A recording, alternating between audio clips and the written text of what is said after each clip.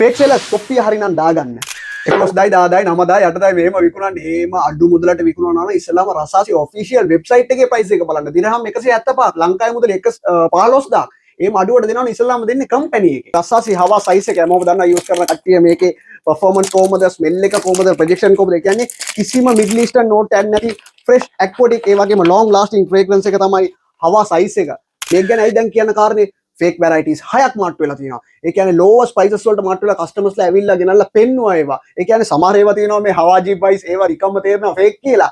හැබැයි හවා size කියලා ගාලා ඒ packaging මේ වගේම තියෙනවා. juice එකත් ඒ වගේම තියෙනවා. හැබැයි use කරන chemical ඕවා harsh ඕවා recommended නෙමෙයි. ඒ කියන්නේ ඒවා original නෙමෙයි. skin cancer වෙනකන් යනකන් ඒවා ඒ කියන්නේ බලපානවා customers ලාට. අපේ customers ලාව ඒ කියන්නේ දැනුවත් කරන එක අපේ වගකීම.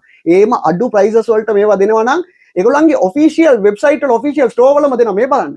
රසාසි ස්ටෝර් එකේම රසාසි කියන්නේ ඔරිජිනල් වෙබ්සයිට් එකේම දාලා තියෙන දිරහම් 175යි. ඒ කියන්නේ ලංකාවේ මුදලින් සාමාන්‍ය රුපියල් 15000ක් විතර තමයි වෙන්නේ. එතකොට කොහොමද මේව නිකන් 10000 අඩුවෙන් එතකොට 11000 ඒ වගේ දෙන්නේ? මම කියන්නේ ඒ කියන්නේ ඔක්කොම ෆේක් විකුණනවා කියලා. හැබැයි සමහර දේවල් කරන්න බැරි දේවල් තියෙනවා. ඒව කොස්ට් වල එක්ක අපි දන්නවා ඒව බලද්දි කොහොමද ඒව දෙන්නේ කියලා අපි නම් ඒ කියන්නේ අපිට ඒක එක්ස්ප්ලেইন කරගන්න බෑ කොහොමද කියලා. ඒ නිසා ඔගොල්ලෝ කස්ටමර්ස්ලා හැටියට ඔගොල්ලෝ දැනුවත් වෙන්න ඕනේ රෙපියුටඩ් සෙලර්ස්ලා ගාව ගන්න. ඔරිජිනල් කරන කට්ටිය ගාව ගන්න. නිකන් ෆේක්ස් වලට අඩු මුදලට මාට්ටු වෙන්න එපා. දැන් මම අන්තිමට බලපු ඒ කස්ටමර් ගෙනාවා මේ බොටල් එක මං ගාව නැහැ. ඒ හවා සයිස් එක ඇත්තටම දවසකට වැඩි ලොන්ග් ලාස්ටිං. හැබැයි මාර harsh. ඒක ඩිරෙක්ට්ලි ස්කින් එකට ස්ප්‍රේ කරන්න බෑ.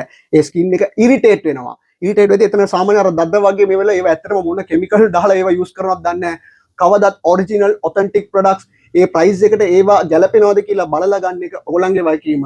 දැනුවත් කරන එක අපේ වගකීම. තව වීඩියෝ එකක් හමු වෙමු. හැමෝටම හැපි නිව් ඉයර්.